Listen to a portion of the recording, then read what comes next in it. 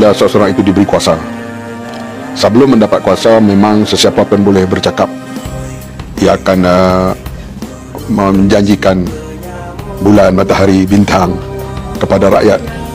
Tapi bila mendapat kuasa, selalunya kita boleh melihat apakah cakap-cakap itu dilaksanakan ataupun cuba dilaksanakan, bukan hanya untuk mencari popular, untuk mendapat kuasa. Banyak pemimpin di dunia ini yang kita lihat sebelum mendapat kuasa memang begitu hebat menentang rasuah dan penyelewengan, tapi bila mendapat kuasa, bagaimana akhirnya mereka menjadi koruptor yang paling besar. Saya tidak mau mengolah Datuk Seri Anwar Ibrahim sebelum mendapat kuasa sebagai Perdana Menteri, walaupun sebelum itu beliau pernah menjadi Menteri Pertanian, Menteri Pendidikan, Menteri Keuangan dan timbalan Perdana Menteri. Sebab pada waktu itu apa kejayaan pun dibayangi oleh Perdana Menteri pada waktu itu. Sebab itu orang panggil kerajaan Tun Razak, kerajaan Tun Sin On, kerajaan Tun Mahathir, kerajaan Pak Lah, dan sekarang kerajaan Datuk Seri Anwar. Saya lihat inisiatif untuk rakyat, bantuan untuk rakyat, dilahirkan sendiri oleh idea dan permintaan Perdana Menteri. Contohnya, di awal beliau menjadi Perdana Menteri, di antara perkara yang disarankan supaya tidak berlaku kenaikan elektrik kepada golongan B40 dan M40, tempat-tempat pertanian dan sebagainya, untuk membantu rakyat dan mengurangkan bebanan kepada mereka, walaupun telah ada persetujuan awal kerajaan sebelum itu untuk menaikkan harga elektrik. Ini penekanan yang diberi oleh beliau dalam ucapan awam ataupun dalam mesyuarat-mesyuarat.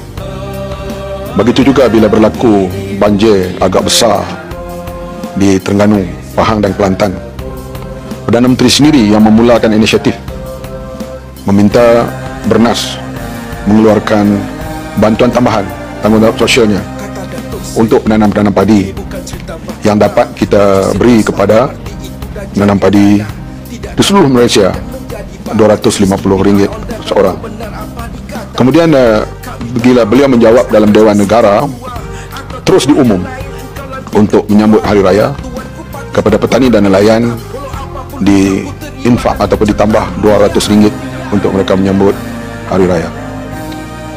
Perkara-perkara yang seperti ini datang daripada Perdana Menteri sendiri, bermakna apa yang dicakapkan sebelum mendapat kuasa, beliau cuba laksanakan dan cuba membantu golongan miskin, M40 dan B40 semaksimum yang mungkin. Selalu saya bergurau dengan beliau bila meminta satu perkara, beliau akan berkata, nanti saya akan bincang dengan Menteri Keuangan. Kalau ada keuangan yang mencukupi, tidak ada masalah. Artinya beliau menggunakan kementerian yang beliau pegang kedua-dua ini, bukan setakat inilah yang kita lihat, tidak tahu pada masa akan datang. Kita akses 5 bulan yang berlalu, tidak digunakan untuk kepentingan pribadi mencari keuangan untuk rakan dan keluarga, setakat yang saya tahu. Kalau yang saya tak tahu tu, itu lain.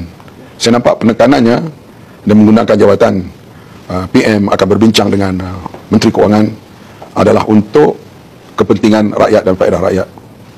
Itu saya melihat beliau dalam 5 bulan ini.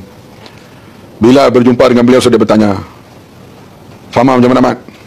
Telur cukup lagi? Di soalan-soalan itu selalu diulang sebut. Bila bertemu bersalam, soalan-soalan ini saja menyebabkan kita sebagai menteri terpaksa bekerja mencari jalan supaya keterjaminan makanan itu sentiasa ada. Soal ada penyelewengan atau tidak, itu saya tidak tahu, serah kepada SPRM, karena Perdana Menteri sendiri menyebut SPRM diberi kebebasan sepenuhnya untuk melakukan apa-apa siasatan kalau ada penyelewengan. Iaitu sempena bulan Ramadan yang mulia ini, saya bercakap di sudut pandangan peribadi saya setakat ini. Saya lihat beliau berkempen dalam pilihan raya, berceramah, menekankan soal membela golongan miskin. Beliau tidak mahu menjadi seperti dahulu, yang miskin papa kedana, yang kaya bertambah kaya, yang perkataan beliau selalu sebut. Saya nampak dalam 5 bulan ini beliau cuba praktiskan. Dan saya sebut tadi, kalau ada penyelewengan itu saya tidak tahu, itu serah kepada orang ramai untuk akses. Sebab selalunya orang melihat seorang itu bukan hanya dicakapnya saja, tapi di perbuatannya, pelaksanaannya. Ini yang perlu dilihat oleh rakyat. Oleh itu kerajaan Madani pimpinan beliau ini, setakat ini saya nampak ianya perlu terus disokong oleh rakyat, karena belum lihat apa-apa penyalahgunaan kuasa yang jelas, terutama oleh Perdana Menteri dan kuasa Perdana Menteri yang ada kepada beliau. Itulah yang saya harapkan. Komitmen ini berterusan dan kita bersama dengan Perdana Menteri akan bekerja sekuat mungkin untuk mencapai cita-cita kerajaan Madani yang digariskan oleh Perdana Menteri dan juga dipersetujui bersama dalam Kabinet Kerajaan Perpaduan ini. Tolong subscribe channel ini untuk mengetahui bantuan-bantuan terkini di Malaysia.